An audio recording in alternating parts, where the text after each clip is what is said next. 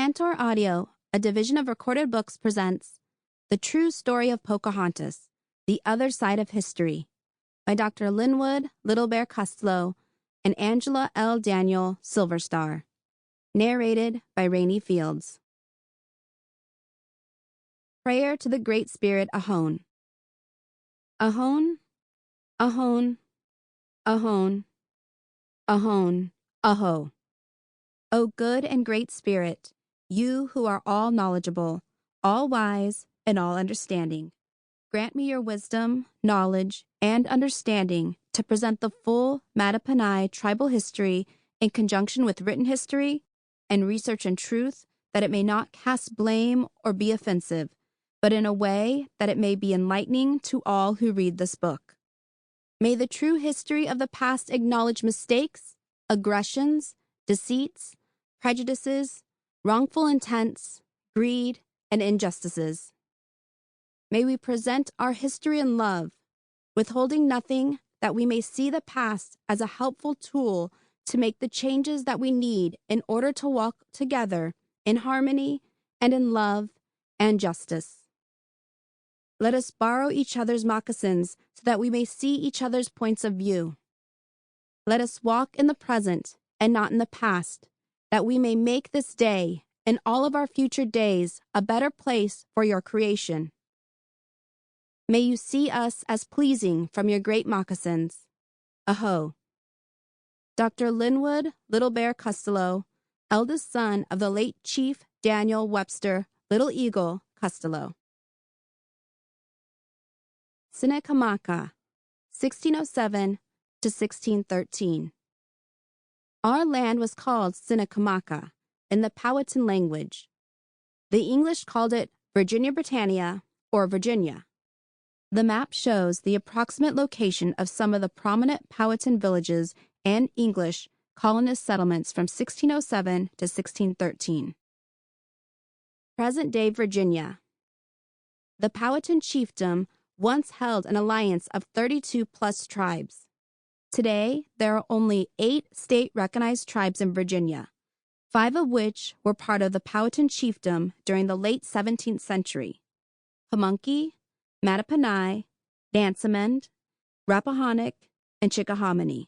The current-day Eastern Chickahominy tribe split from the Chickahominy and Pamunkey tribes. The Upper Mattaponi Tribe is a newly formed tribe organized in the 1980s. None of the Virginia tribes have been granted federal recognition, and some have not yet received state recognition, such as the Powhatan Patawomack Tribe. Only the Pamunkey and the Mattaponi tribes have been able to retain reservation land. They have also maintained an unbroken peace treaty with the Commonwealth of Virginia since 1646. This map shows the approximate location of 8 remaining Eastern Virginian tribes that were related to the Powhatan chiefdom. Forward. Why tell the story now? Letter from Mattaponi Chief Carl Lone Eagle Costello. I don't see a time when this history was more needed for my people than now. Our oral history has been kept hidden for so long, it's dying. People have not looked through our cultural lens at history. It's time to look at the other side of history, the sacred history of the Mattaponi. I write this letter while watching the rain fall outside my home on the reservation. I look at the Mattaponi River below, and I see things not seen by most people. I live on the river, and my people live here. We are the people of the river. The river and the reservation are our life. Interwoven with our daily lives, the river has always been a source of deep honor and self-preservation. Life for our ancestors was a harsh struggle. Our land and food sources were taken from us. Later, laws were passed severely limiting our rights, banishing us from public schools. We were forced to live outside mainstream activities and culture. During the 1940s, 50s, and all the many moons back to the first English settlement at Jamestown, we would not have considered telling the true story of Pocahontas. Even my father knew he could not tell our history. people were not open to hearing it. Deeply embedded, our experiences, our memories, and our dreams have lain secret for almost 400 years. From the earliest period in Mattaponi history, we were able to thrive, develop, and later survive the arrival and settlement of our land because of the Mattaponi River. Today, the Mattaponi River, with its vast acres of wetlands, endangered fish, and wildlife, is threatened by a proposed dam, the King William Reservoir Dam. Our very survival is once again threatened. If the river is destroyed, we have nowhere else to go. We have no alternative but to fight the construction of this proposed dam. Today, we are not alone. Others have stepped forward to support us in our fight to save the river. For the first time, through mutual respect, people have become emotionally, if not physically, invested in our survival. People want to hear the truth. They are open to it. It is time to tell our oral history. The True Story of Pocahontas will help everyone to gain a sense of our cultural history, learn lessons not taught in school, and discover the deep historical connections between tribes as well as with other communities. As you read this book, look at us through our eyes. Reading my brother's words, sensing the excitement in his voice, the way he describes our tribe's past with such spirit and courage, his humility about his own position as recorder and protector of our history, and even his own physical condition, assure me that now is the time to tell the other side of history, the Mattaponi side. No one knows our history better than Lynn Little Bear. His passion for learning our oral history has brought unusual insights to it. Lynn Little Bear has stayed the course when many would have faltered. Angela Silverstar has made it possible for all things once safeguarded in Lynn's mind and heart to be recorded and preserved for future generations. For this, I will be forever grateful. This small book honors not only Pocahontas, but all Mattaponi. With warm regards, I am Mattaponi Chief Carl Lone Eagle Costello. Preface. Who we are. The surviving Powhatan priest decided that the maintenance of Powhatan tribal history was important because history tells us who we are. Dr. Linwood Little Bear Costello. Dr. Linwood Little Bear Costello's Teachers of the Mattaponi Sacred Oral History. Travel in all four directions as the four winds blow and teach the history of our people. Dr. Linwood Little Bear Costello's grandfather, Mattaponi Chief George Thundercloud F. Costello Sr., 1865 to 1949. Dr. Linwood Little Bear Costello's family members who carry aspects of Mattaponi sacred oral history. Wingapo Natapawa Mattaponi Anianiowa. Welcome, my good friend. I am from the Mattaponi. The Powhatan history of Pocahontas has been orally passed down from generation to generation. You have not read this story before. This is the first written history of Pocahontas by her own people. It is vastly different from the history you have been taught from school, novels, and movies. Because the Powhatan people did not have a written language, our knowledge, religious and secular, was kept in the hearts and minds of a chosen few, the priests, or Kiakros, who dedicated their lives to learning. There were many Kiakros in our society, at least one or more in each tribe, who maintained, preserved, and imparted knowledge, preserving the history of the particular tribe in which they served. The Powhatan Kiakros were like living libraries. The Kiakros of the Utamasic Temple were the highest order to serve the Powhatan nation. Knowing how important Kiakros were to the Powhatan society, the English sought to annihilate them. As the Powhatan society began to collapse after the War of 1644 to 1646, toward the middle of the 17th century, the Kiakros of the Powhatan nation elected to remain stealth under the Mattaponi tribe. the Mattaponi chief sought to conceal the remaining Powhatan Kiakros among our people from the English. The Pamunkey tribe was busy maintaining secular relations for the Powhatan tribes with the English. This meant that the Mattaponi tribe had to remain clandestine until the last decade of the 19th century. Of all the possible types of knowledge to maintain, history is considered the most important. Our history tells us who we are. We have passed this knowledge on through the Kiakros, then through the chiefs, for generations. It is sacred to us. I have spent my life learning our sacred oral history. Today, I share that responsibility by passing on the knowledge of the tribe's oral history to Angela L. Daniel Silverstar, my co-author. Together, we are recording the sacred oral history of the Mattaponi for future generations to know. We invite you into our world that you might begin to know us for who we are. Dr. Linwood Little Bear Costello, historian of the Mattaponi Indian Tribe. Williamsburg, Virginia, 2004. Preface. The Other Side of History.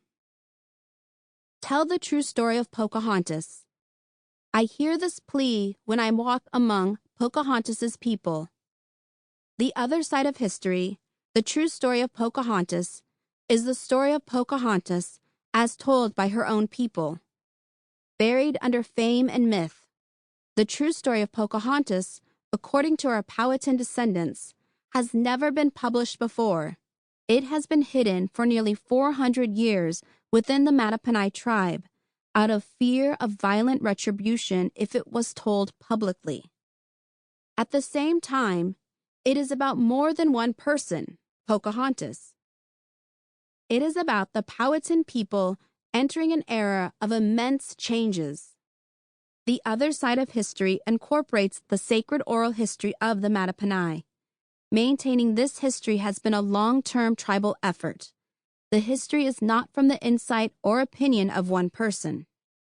Dr. Linwood Little Bear Costello has been learning the Mattaponi sacred oral history since childhood from late chiefs of the Mattaponi tribe, including his father, Webster Little Eagle Costello, his uncle Otha, T.O.T. Costello, and his grandfather, Chief George Thundercloud F. Costello.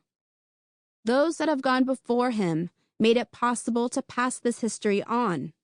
In addition, other Mattaponi confirm Lynn Little Bear's rendition, including Shirley Little Dove Costello McGowan and Edith Whitefeather Costello Coons. Oral history, tradition, does not comprise made-up stories. In the 17th century and before, history was maintained by the Kiakros Powhatan priests. It was passed down from generation to generation in a very strict and disciplined manner to maintain accuracy. During the starvation period of the late 1600s into the 1800s, the population of the Powhatan people, as well as the number of Kiakros, rapidly declined. Up until the early 1900s, a Kiakro held the position of what is called an assistant chief today. The other side of history also provides readers with the Powhatan interpretation of events documented in 17th century English writings. This book is an attempt by the Mattaponi to document in a written format their sacred history that has been maintained orally for centuries. There are many benefits to a written tradition. It can reach a vast number of people, and it is also less vulnerable to being lost. Still, there are attributes of oral traditions that are not obtainable in a written format. For example, the written word seems inadequate in capturing the spirit and emotions that poured forth from Lynn Little Bear's telling of the sacred history of his people. In the oral tellings, people of the past, such as Pocahontas and her father, Chief Powhatan Wahaseneca, came alive with real emotions. It was like they were still living in the present within the heart of the oral historian. At times, Tears would flow when the telling of historic events became horrific. There's a living connection between the oral historian and their ancestors. Lynn Little Bear appears to have a strong connection with his late father, Chief Daniel Webster Little Eagle Costello. One time, when we were talking, Lynn Little Bear appeared to transform into the late Chief Little Eagle. Lynn Little Bear assumed the facial features and body stance of his late father. As Lynn Little Bear repositioned himself in the chair, I sat silently, not letting on to what my eyes beheld. Finally, I broke the silence, stating, "The purpose of history, it has been said, is to learn from history, but it does not seem as though it is put into practice very often." Quickly, Lynn Little Bear responded, "We can only learn from the real history. Many don't see the real history. The reason we have not learned from history is because we have not embraced the truth of what has happened." Angela L. Daniel, Silver Star, College of William and Mary, Department of Anthropology, PhD program, Williamsburg, Virginia. Introduction. How to tell the story. Our concern in writing down the oral history of our people was to find a way to keep the content and sequence of events and still convey the rhythm and power of speech. We have chosen to include in this book many of the actual words and sentences as spoken by Dr. Linwood Little Bear Costello, the oral historian of the Mattaponi Tribe. The Mattaponi Tribe of Virginia is one of the few remaining tribes of the great Powhatan Nation that the English colonists encountered during their establishment of Jamestown. Along with the Pamunkey Tribe, the Mattaponi Tribe was one of the first 6 original core tribes forming the Powhatan Nation. The 4 other core Powhatan tribes were Appomattox, Aroostook, Yatanamand, and Powhatan. The Powhatan Nation included over 30 tribes before its collapse. The Mattaponi Tribe is one of the last 2 remaining of the 6 original tribes that form the Powhatan Nation, who reside on one of the only 2 reservations in Virginia. The other tribes that enlarged the Powhatan Nation came in by alliance. The narrative of the book is true to its oral history. Its language and structure is designed for our eyes as well as our ears. Between the more relaxed format of the spoken word and the more formalized structure of the written language that together compose this book, we hope you will be able to take this story into your heart as well as your mind. Part 1. Teach the full Indian history. That is the problem today. Too much Indian First American history has been left out. Mattaponi Tribal Member. Chapter 1. Pocahontas, a Favorite Child. The story of Pocahontas is first and foremost a great love story. The love that was the moving force within Pocahontas' life was the spiritual bond and filial affection between Pocahontas and her father, Chief Powhatan Wahhaseneca, and the love they had for the Powhatan people. Wahhaseneca was the paramount chief of the Powhatan Nation. Pocahontas and Wahhaseneca's father-daughter relationship was so strong that even the English colonists recognized that Pocahontas was the favorite child of the paramount chief. What the English colonists did not know was why Pocahontas was held so dearly in the hearts of this paramount chief. After all, Wahhaseneca had many children. Customs were different in 17th century Powhatan culture.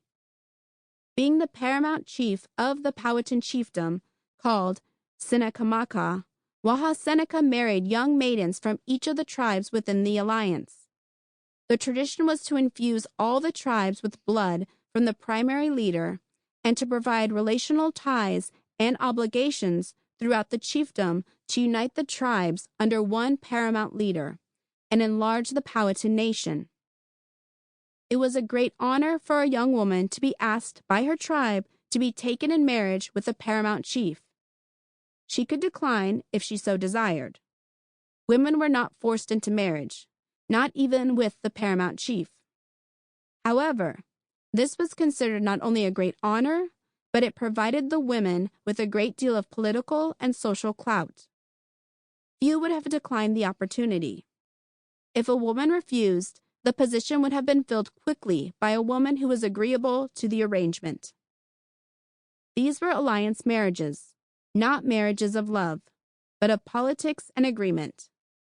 Love marriages were more permanent. An alliance marriage was meant to seal the alliance between the Powhatan nation and the incoming tribe. It was a temporary marriage in order to infuse royal blood into the alliance tribe and to establish kinship ties.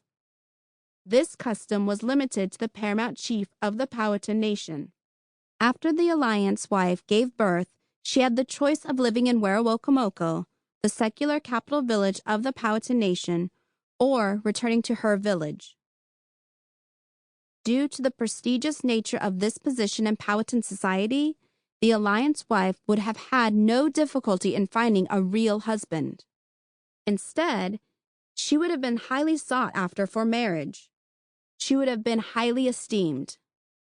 The mother of little Pocahontas was Wahaseneca's first wife. Her name was also Pocahontas. They were married before he became the paramount chief.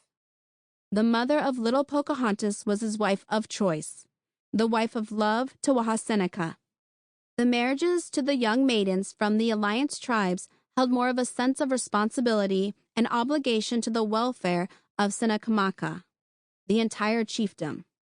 The mother of little Pocahontas was his wife of love, not of compliance to customs.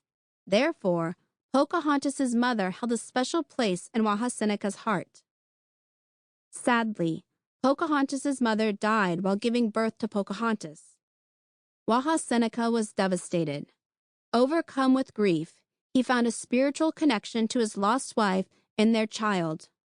Little Pocahontas was given the name Matoaka at birth. Matoaka translates as flower between two streams. The name was most likely given to her because the Mattaponi village was located between the Mattaponi and the Pamunkey York rivers. Matoaka's parents were from the Mattaponi and Pamunkey tribes. Her mother was Mattaponi. Her father was Pamunkey. It is interesting that later in life, Pocahontas became the Powhatan symbol of peace between two vastly different cultures, the Powhatan and the English, by obeying her father's will. When the woman of his heart died, Matoaka was all Wahaseneca had remaining of the woman he had cherished. Due to Wahaseneca's great love for his beloved wife, he often called his daughter, Pocahontas, after her mother, for her mother's name was Pocahontas. Pocahontas means laughing and joyous one. There is no question that Pocahontas was his favorite child. It is as if he said to himself, I really have to go all out and love this baby because I lost everything I had to get her. It was that type of love. If the baby had been a boy, he would have been a special boy. But it was more special because Pocahontas was a female. She resembled her mother, making Wahaseneca especially caring as a father. Wahaseneca decided that it would be better for little Pocahontas to be nurtured by the women in the Mattaponi tribe than at Werowocomoco. The people of the Mattaponi village were her closest relatives, and they would give her special attention and tender care because she was a part of them. Little Pocahontas needed breast milk. Her aunts and cousins, who were nursing, were more than willing to nurture little Pocahontas. They had a special love for her. In essence, Wahaseneca felt like they would nurture little Pocahontas as their own child. It was the way of the Powhatan people to care for those in need, such as the elderly, widows, and orphans. To take in a relative in need went unquestioned, so the baby was welcomed with enthusiasm and love. Instead of one mother, Pocahontas had many, as the women of the tribe took turns nursing her. This may be one reason why, as a child, she became so friendly with everyone. Little Pocahontas was not the only child born to Wahaseneca and his wife Pocahontas. Little Pocahontas had numerous older brothers and sisters by her parents. Little Pocahontas was born late in her parents' lives. Most of her older full brothers and sisters were adults and held prominent positions in Powhatan society. Her eldest full sister, Mattaponi, was married to Unabridged, a priest of the highest order. Their names reveal their tribal affiliations and social status. Mattaponi came from the Mattaponi Tribe. Matta, as in the name of the Mattaponi Tribe, is attached to Chana, the root of her personal name. Unabridged's name signifies that he was from the Unabridged Temple, the highest temple for the Powhatan nation, which housed the highest order of Powhatan priests, and was also from the Mattaponi tribe. The Uda in Unabridged's name signifies his association with the Unabridged Temple. Uda is followed by Matta, which also indicates his association with the Mattaponi tribe. Two of little Pocahontas's elder brothers by her Mattaponi mother were chiefs. Powhatan was the chief of the Powhatan tribe. The Powhatan tribe was the headquarters of the priests, or Keokros. Pochins was chief of the Kickitan tribe. There could have been more. Some of them may have been in the priesthood line. Wahhaseneca set them in higher positions. Being related to Wahhaseneca brought on expectations of setting a good example to the Powhatan people. Greater responsibilities and duties rested on the shoulders of the Wahhaseneca's family members. After little Pocahontas was weaned, her father, Wahhaseneca, requested she live with him at the capital village of Werowocomoco, where her eldest full sister, Mattaponi, cared for her. Everyone loved little Pocahontas for her laughing and joyous nature. Although Wahhaseneca had other children by Pocahontas's mother and children by his alliance wives, he had a special love for Pocahontas, and she, in return, had a special love and respect for her father.